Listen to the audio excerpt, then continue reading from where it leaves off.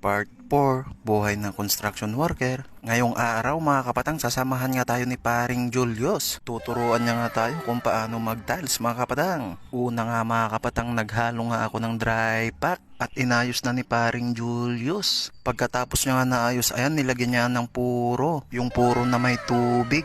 Nahalo-halo ko nga lang ito hanggang maging ganyan ang texture niya. At nung nalagyan niya na lahat ng parte mga kapatang, ayan, magkakabit na siya ng tiles. Kinakalampag niya nga para pumantay doon sa may tansi. Natatawa-tawa pa nga yan si pare mong Julius. Dahil nga medyo nahihiya daw siya sa camera. At heto na nga si pare mong Cesar. Yung nilalagay niya pala sa tiles, yun pala yung adhesive sa kasimento na pinaghalo. Para nga kapit na kapit yung tiles natin at walang kapak mga kapatang. Sa mga nagpapagawa nga dyan ng bahay, highly recommended ko nga pala yan si pare mong Julius. Kasi nga pulido talaga gumawa at talagang malinis. Ginagamitan niya nga ito ng ball hammer mga kapatang para nga magpantay yung mga tiles. Kung gusto mo nga magpagawa ng bahay mga kapatang, mag-comment ka lang dyan sa comment section. At pag-usapan natin. Talagang solido yan si pare mong Julius. Tignan mo naman, oh, malinis na malinis. Mas malinis pa sa mukha ng mga marites. So paano yan mga kapatang? Nakapalo ka na ba sa aking page? Kung hindi pa,